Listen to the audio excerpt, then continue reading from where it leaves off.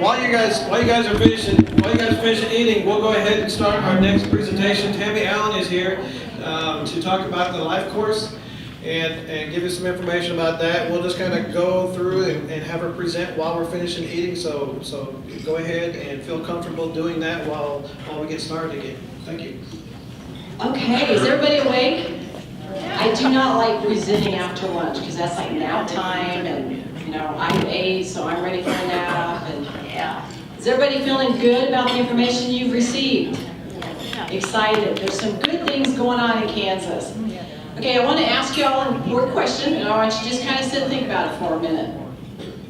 Okay, how do you put an elephant in a refrigerator?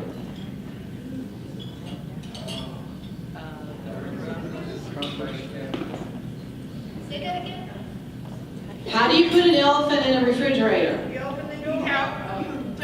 You open the door and you put him in. Okay? How do you put a giraffe in the refrigerator?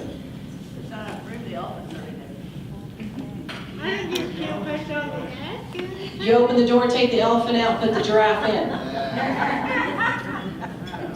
Okay. See how simple thinking that is? This is very thinking. A lot of times we get too wrapped up in processing. Really thinking out the details, and somebody said something about the trunk. That's pretty easy thinking. So that's the toughest questions you guys are going to get the rest of the day. Wow. All right. My name is Tami Allen. I'm the program director for Families Together. I've been with Families Together for about 28 years. I'm out of Garden City office. We oversee all of the Garden City office oversees all of Western Kansas. I'm also the project officer for the Family to Family Health Center that serves families that have children also with special health care needs. Families Together is the parent training and information center for Kansas. We serve families that have children with disabilities ages 0 to 26. Every state has what we call a PTI. We have an office in Wichita, one in Topeka, and one in Garden City. Terry Norgren is our parent center coordinator in the Wichita office, so if you guys are from this area, she would be the one that you would connect with as well. We do a number of different projects.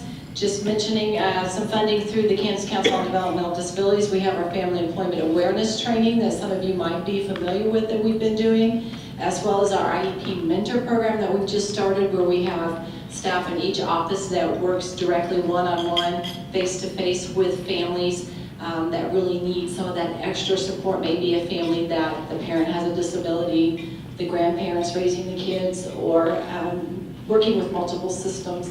So one of the things you can do is just call in. You're going to talk to a parent. We are all parents that have children with special needs. We will be able to guide you through some of the questions, as well as work with professionals, and helping them to engage those families to be team members. So I'm going to encourage you we do have a booth out here if you want to pick up some more information.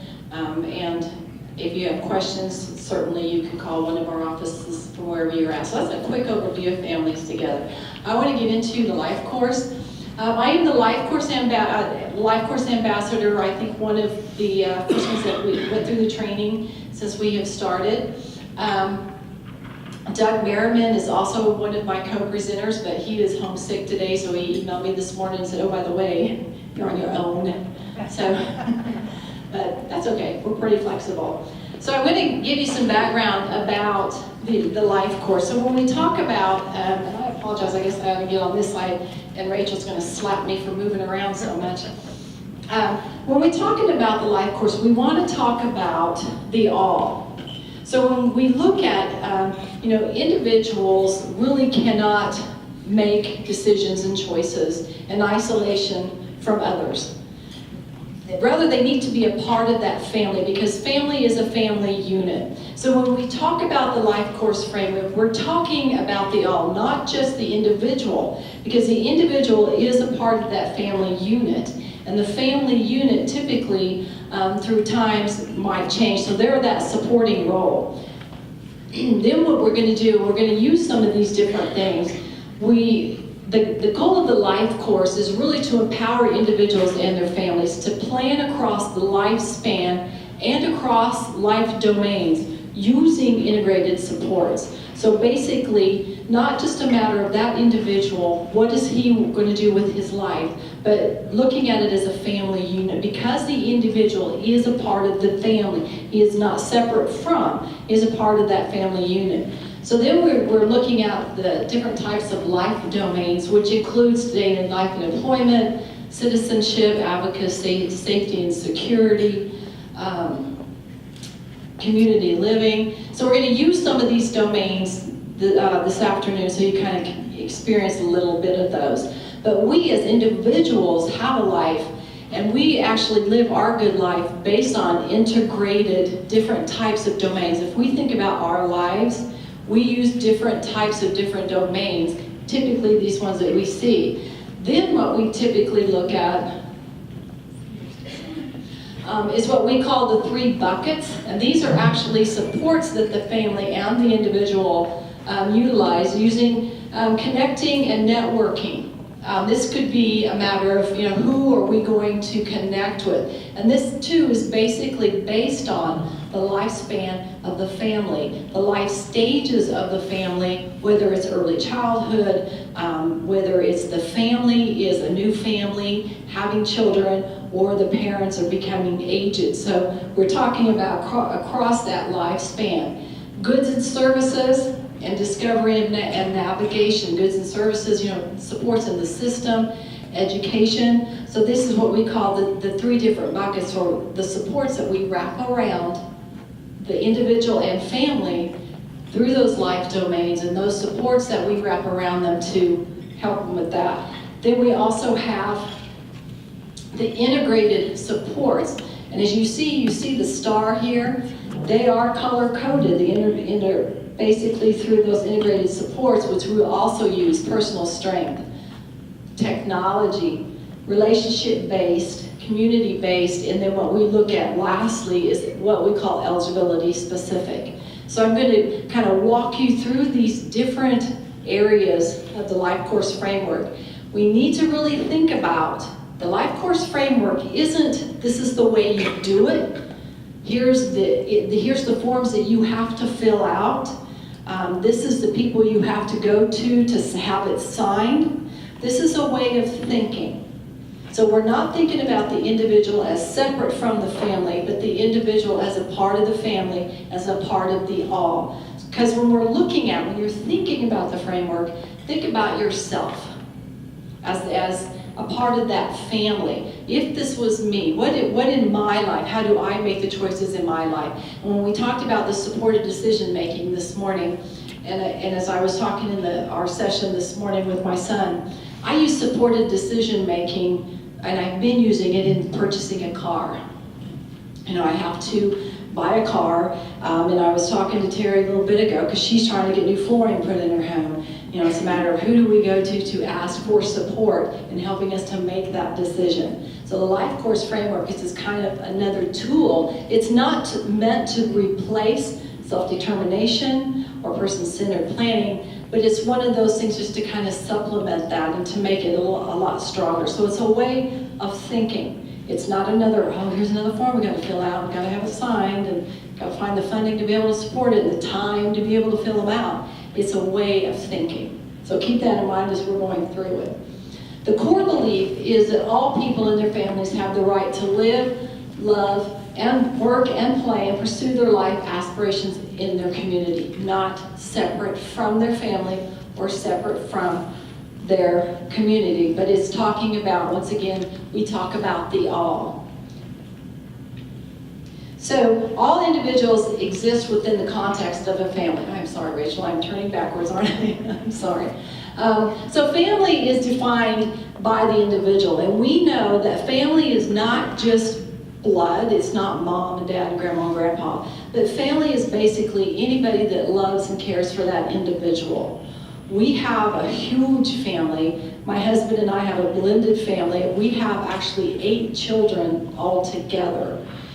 Which makes, they're all getting married now, and now they're having kids. So we are a blended family. Plus we also have friends that have friends that have friends. So it's really, the family is anyone that actually supports that individual, and it's not dependent upon where the person lives as well.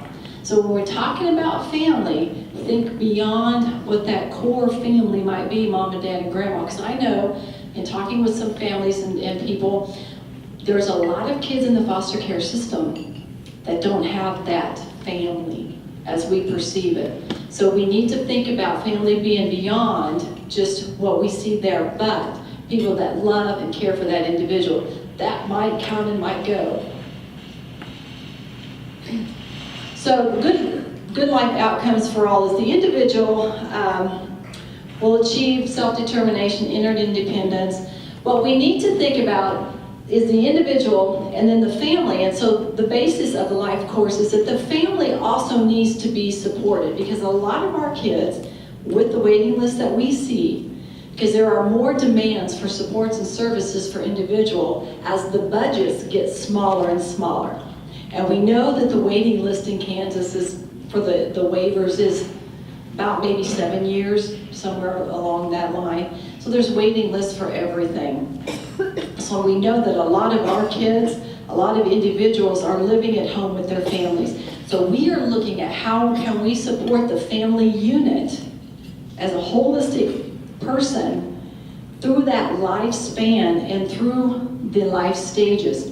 Because when we're thinking about, for instance, with my son, who is now 36, my husband and I are getting ready to make a change, a huge change in our life.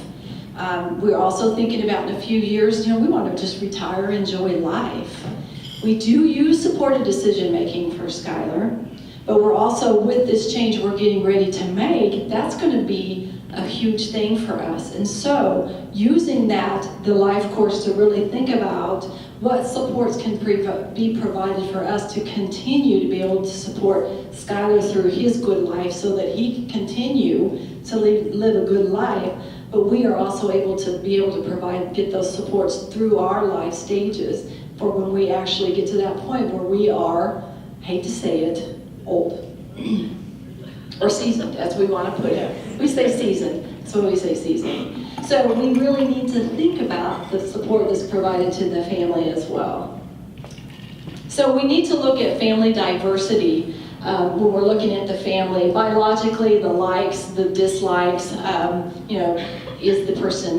is the family dynamic tall, is it short, what is their beliefs? Environmental, what's the neighborhood? Are they living in urban? Are we living in eastern Kansas, or are we living in western Kansas? When we're looking at those supports that might be needed, there's a huge difference there. As well as socially, that network, what is the reputation in the family and the community? What type of family support do they have?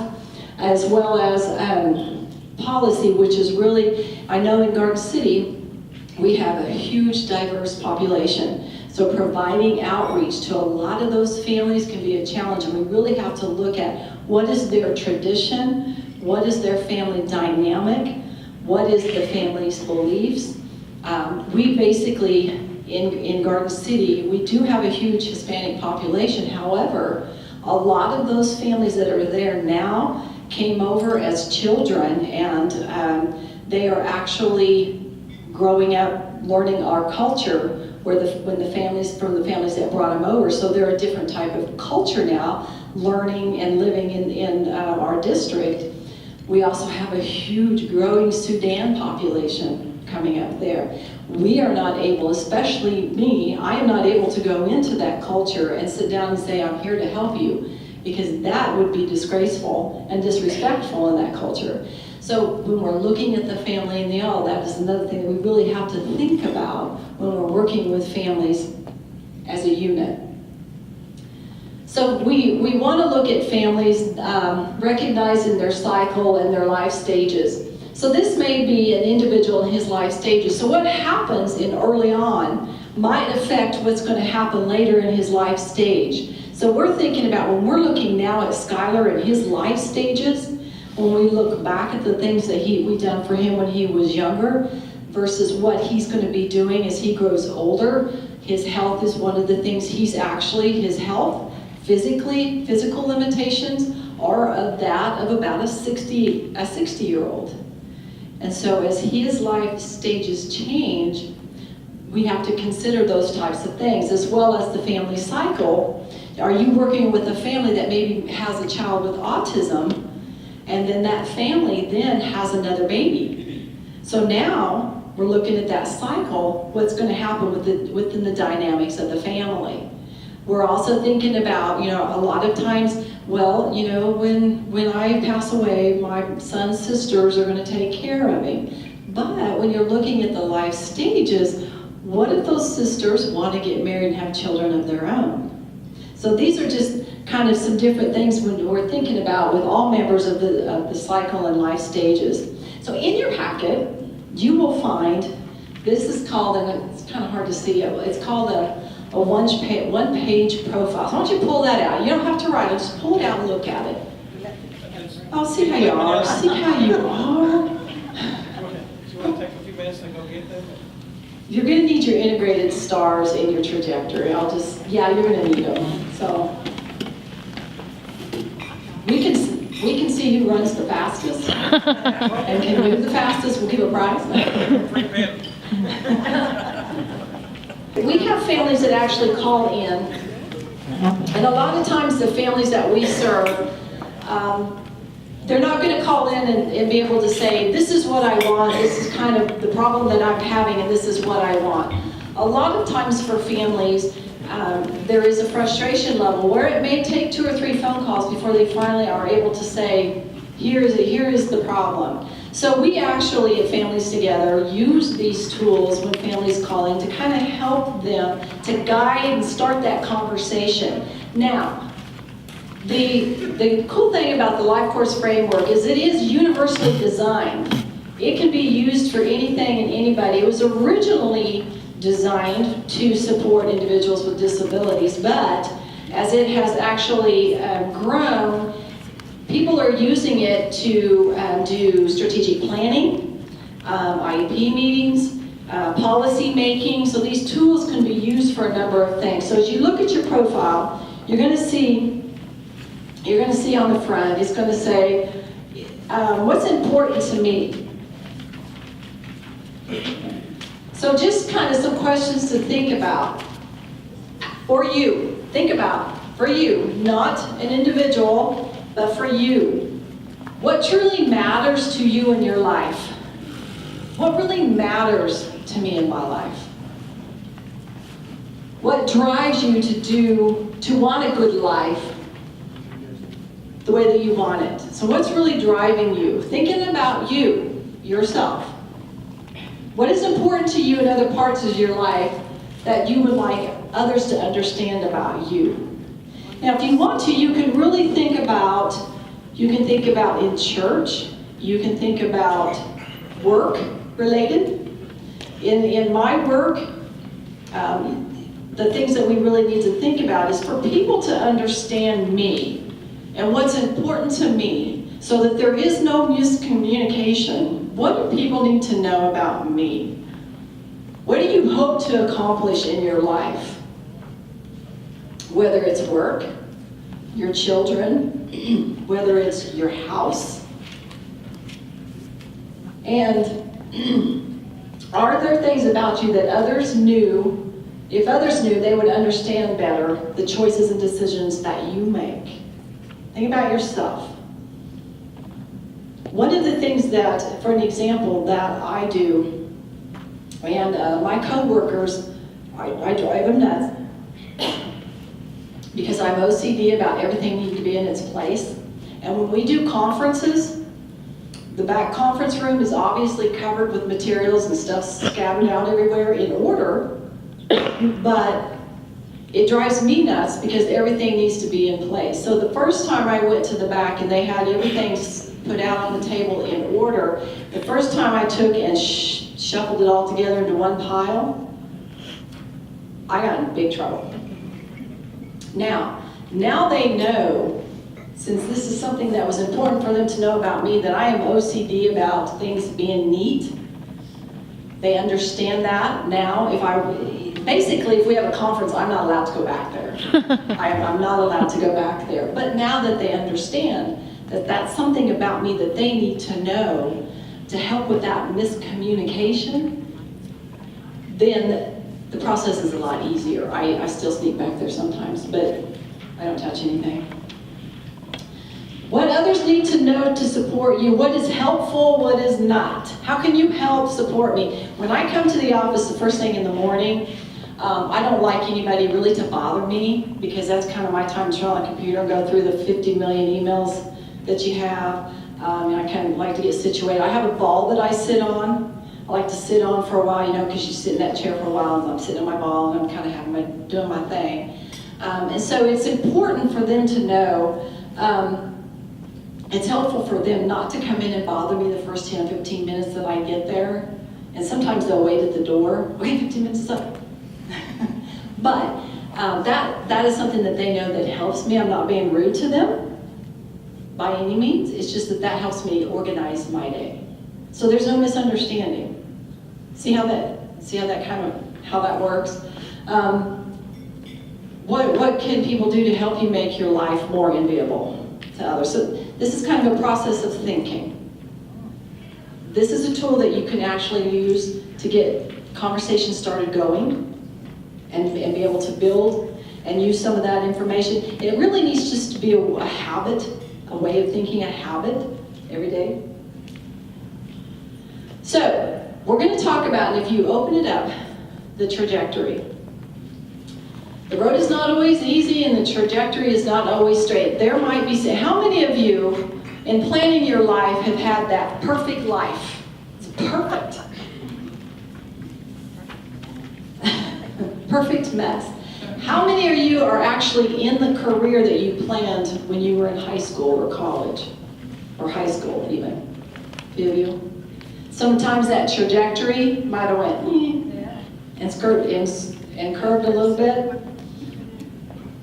Okay, so this is the trajectory. As you open it up, this is one of the things that I like that we are actually using on our families, because it really gets you thinking in, what trajectory do I want my life to go? What are the things that I want for a good life?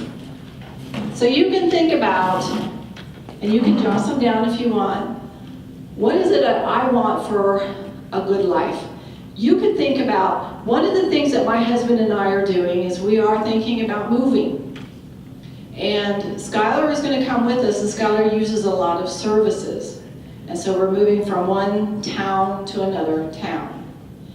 This is a big move for us. So we sit down and we took the trajectory and we said, what is it that we want to make sure is good for us? And then we said, what is some of the things that we want to make sure that we don't run into, that we don't do? One of the big things is, where are we going to live in a certain community? Because wherever we live, Skylar needs to live close to us. We want to make sure we're not going here. So we actually are using that trajectory to make sure that with our move, we're going to be going towards that good life that we have planned.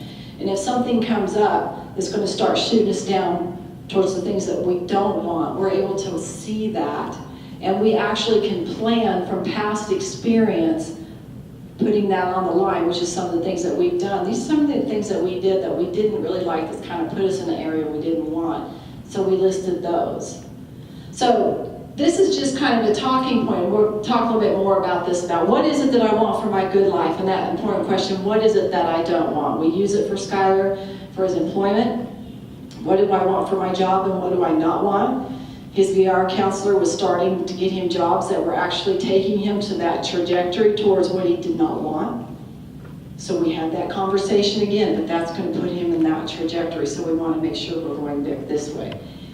It may not always be straight.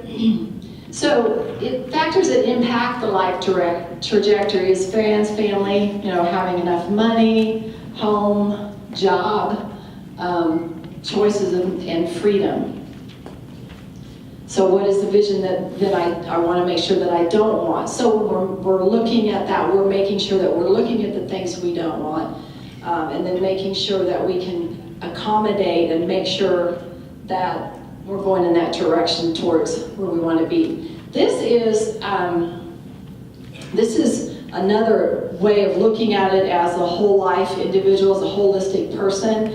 this could be like at the center, it could be your age, it could be the age of the individual. I don't know if you can read it very well there. It's like real life experiences. So we have different boxes in that you would fill out that would then lead to that trajectory. So what I want you to do for just a few minutes, think about work,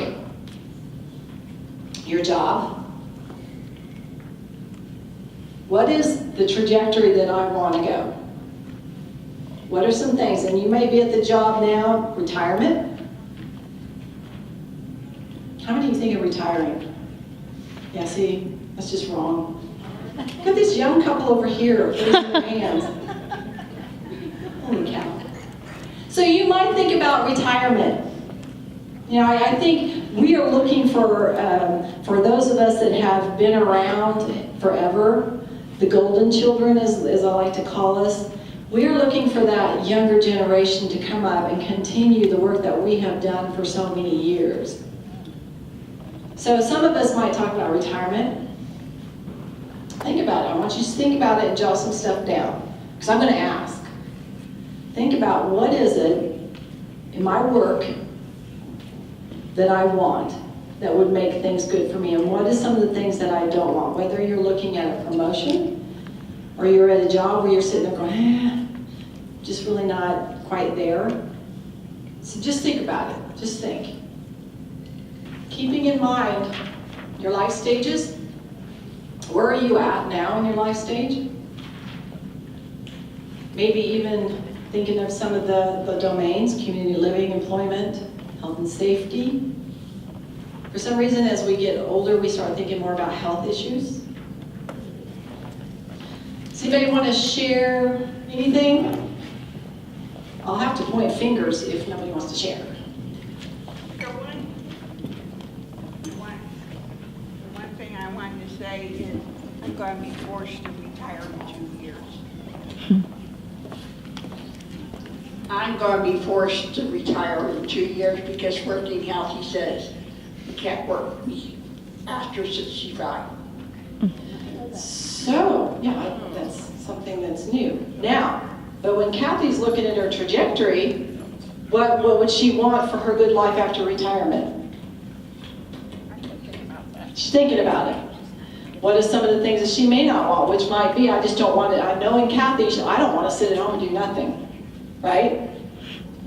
Somebody else.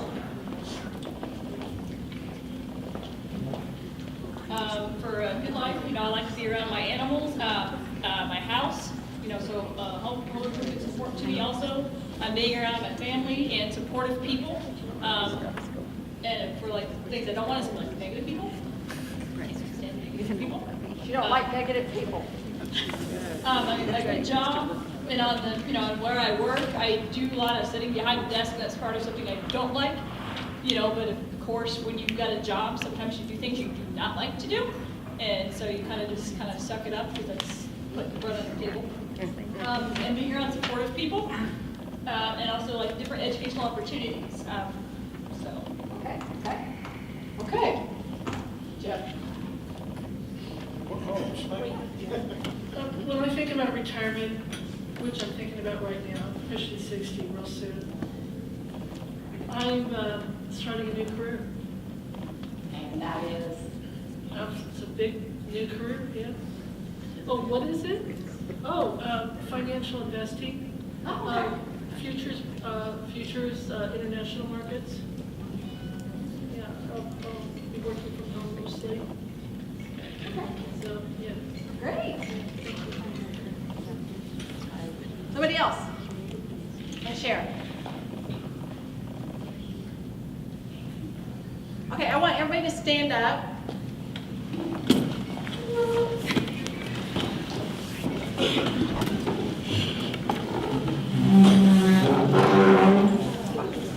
I just want you to stretch. Stretch. Just stretch.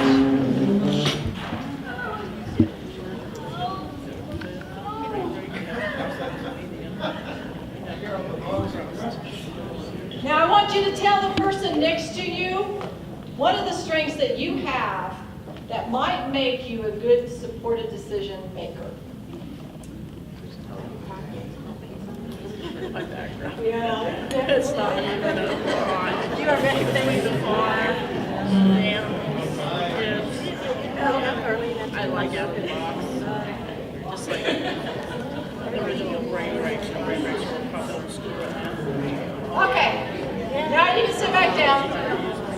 But it's really virtual. It's easy looking.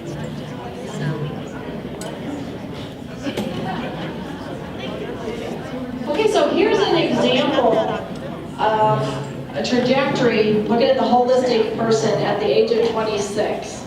This might be something that might look like. I think what's important to look at is things that they don't want is poor health, heart disease, diabetes, poverty. When I was actually working on a trajectory for a disability mentoring day, I took a large sheet of paper and just hung it on the wall and just put an arrow. And then I had everybody take sticky notes. And these were all individuals from different agencies that were there. And I had them write down the things they wanted for their good life. And then I had them write down things that they didn't want for their life. And they all put their sticky notes up on the trajectory. During the break times that they were in different sessions, I took all of the notes down and I kind of made a note of all the different things that were on there. A majority of the individuals for a good life wanted to get married and obviously wanted to go to work and live in the community on their own. One of the things that I found things that they did not want for their life, one individual said, I don't want to work in the community. And the case manager knew that individual. I said, I just did not know that. And I said, did you ask? Did you ask what it was that he did not want for his good life, the direction he did not want to go? Some of the other things were also loneliness, sadness, and being bullied. There was a huge trend of that. And so there was a lot of individuals, case managers said, we did not really realize that they felt that way. And I said, did you ask? Did you do the trajectory to say what is it that they did not want for their life? Because you get so focused on what do you want, which then if you're not looking at the things you don't want, that trajectory can end up going down in that direction. So really think about, and this is really a nice tool to use just to start a conversation. This can be used for IEP planning, different things. Here's another example of employment planning. You can see how the trajectory can go, and then you can actually put timelines in between. So what I'm saying with these, this is not one specific way you have to do it, but here's a different way that you can use them when you're looking at thinking, having to process that way of thinking.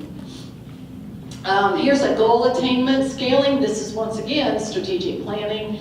This could be an IEP goal. This could be something in person-centered planning, an employment goal. So actually using timelines and measuring, what is it that I don't want to do when I'm getting to process towards that goal. This is my favorite. And this is just a way that that it's not, this is the way you have to do it. It's a frame of mind and it's a way of thinking. And this is how we did it at the Disability Mentoring Day, just jotting those things down informally. I've actually had some staff members that have actually been with an individual. She was at lunch and pulled out a napkin and they started doing the trajectory on a napkin. Started getting those thoughts and that process going. Okay, so here's the what we call the integrated STAR. And we have the different categories: personal assets, technology. This can be used in a number of ways. This could be used in a matter of what do I have in my life now that might help me with my supported decision making. It could be what do I need maybe in the future to help me with employment. So there's different categories, and this is actually, those supports is actually being brought to the family.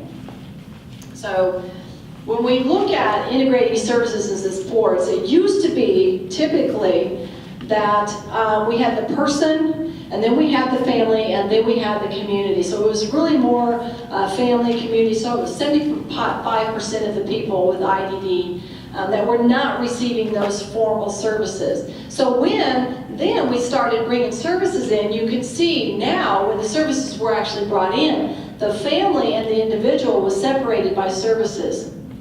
This is where you go to get that service, and this is how you have to do that. Here's the process, and then you have the community. So actually it was separating the individual from the family. So using the LifeCourse framework then, using the integrated supports and services, you can see that actually those supports that's being used are brought to the family, are brought to the individual and brought into the community. So there's no longer that separation of the family and the individual, but now it's actually brought into, so we're looking at, for those individuals that, we have a small group of individuals that are receiving services, and we have those individuals that might be on a waiting list, and then we have a larger portion of individuals that are receiving no supports and services at all. Then it's definitely me. That's definitely you, okay. So we're talking to you too. So the goal is then to develop, to envelope that all, not just the individuals that's receiving those services, that's where the focus is. Or maybe receive, those individuals on the waiting list is receiving that case management. And then you have those individuals that's receiving nothing. So the LifeCourse framework is about serving the individuals and serving the all, bringing those integrated supports and services to them. Is everybody okay so far? All right, raise your hands if you don't have questions. Sometimes the LifeCourse, it's really, once you've heard it several times, it starts really clicking.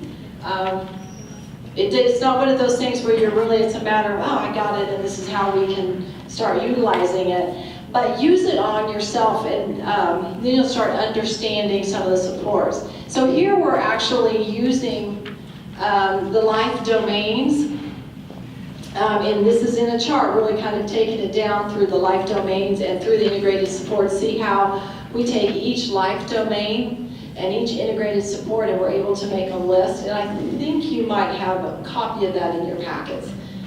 So these are just some, what we call cheat sheets, some examples of what that might look like. Examples, not exactly. And remember that everybody is an individual.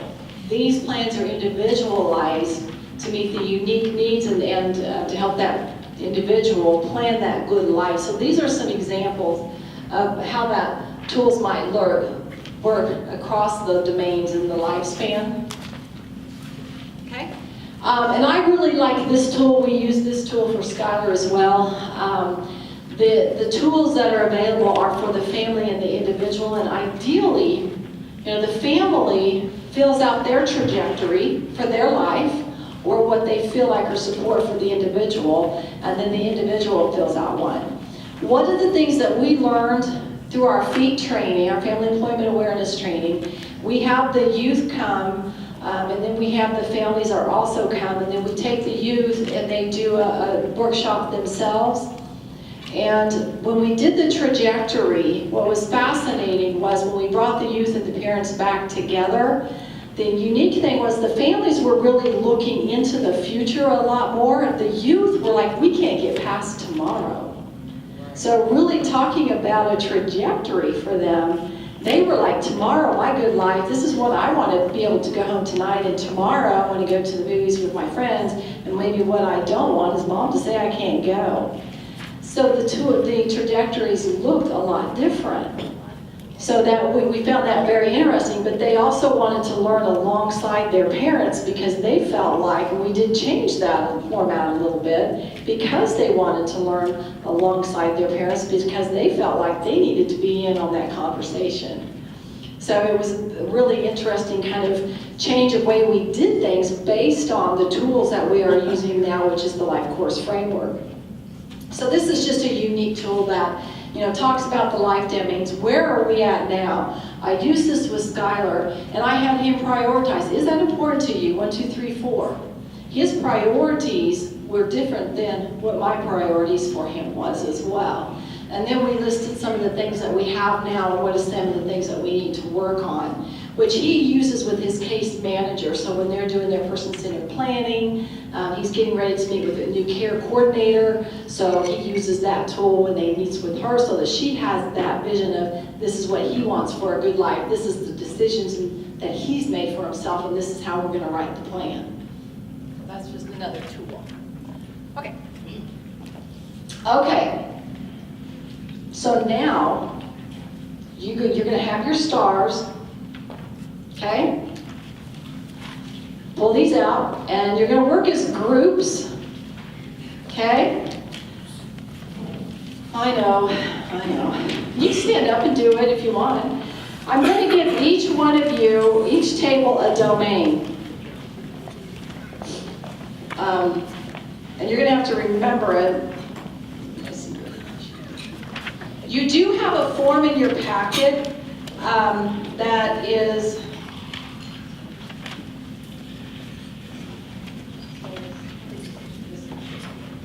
it's called a Tools for Exploring Supported Decision-Making Supports. This could be a cheat sheet for you. All right, so now what I'm going to do, we actually have a mom that her son is getting ready to turn 18, and he is on the spectrum. He can do pretty good decision making. She said, I went to get guardianship of him, and they said that he was competent and didn't need a guardian. Now what do I do? Yeah. And I had worked with her, and she actually attended our training in Garden City, the same training in Garden City. And so I was talking to her about that process. And so what I want you to do, I'm going to give each one of you a domain. And I want you to write the integrated star as if you're talking to this mom, and you're showing her, this is how we can use supported decision-making using the life framework, integrated stars, around this domain. Okay? I'd like to let you keep going, and we certainly can keep the conversation going. Who wants to share? Who thinks they have a plan that's going to convince this parent to use supported decision-making? Okay. We had social and spirituality, and we try to think of the different needs a person may have. Sure, I can hold that. And we were talking about the special education co-op. If kids just turning 18, about ready to graduate, talking to that special education co-op a little bit, figuring out what other kind of things are available. In Pratt County, they have the Haskins Learning Center. And so if they need a little bit further education, they've got that to land on. And so there's special education full of resources. Their local pastor at their church is another good one to go to. Different independent living centers. Sometimes their services are free, and all you got to do is say, hey, I have disability. Ours does not require any form of proof. Different family members sometimes might be able to provide a little bit more assistance every once in a while. There's different civic clubs. I'm also a member of the Pratt Lions Club. We help with vision. You basically do an application. We'll help you pay for some glasses if need be. Maybe the person needs to learn how to set up a bank account, talking to a person in a bank, set up that checking account or something. Because a lot of jobs anymore have to, they do automatic deposits. So helping set up a bank account. At Pratt, we have a Hope Center. And the Hope Center, basically, if you're needing help paying for a bill or something, we'll have to fill out a little thing. It goes to the board, it approves. Normally, Hope Center at Pratt gives you about $100 for a bill. Probably not enough to pay them off totally, but give them that little cushion where you can make a payment. The food banks out there are pretty good. At Pratt, we have RSVP, which is also our public transportation. It's 50 cents a trip. I mean, if you go to the store, it's going to cost you 50 cents, and if you come back, it's another 50 cents. That's basically $1 a trip. And if you have to go to Wichita, in Pratt, we have really good doctors, but if you have to go to a specialist in Wichita, it's about $50. So just trying to find those free supports is a big one, and yeah, other civic groups. So. Great. Okay, so some of the supports for the family might have been the Independent Living Center, you know, thinking about the family and the all. As we're doing the integrated stars and thinking about that, you know, what kind of supports can the family have as well as their, and I'm thinking another agency that might be a support, Kansas Council, support decision making, and SAC, and yeah. Anybody else want to share? Who's got it convinced? Over here? I was just going to add, for those people that live out in the country, but they need transportation specialists far away. You've got Angel Flight, Mercy Medical that are free. They'll fly you for free through Angel Flight or, like I said, Mercy Medical, and there's really no framework if you can't get to a hospital or a specialist or it's too far. And there's, like I said, there's no fee for that at all. Anybody else have just a major brain fart that you want to share?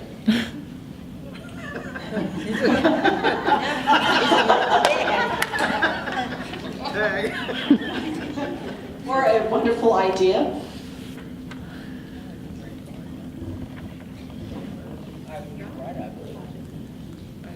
Okay, over here. Oh, I know, I don't think so.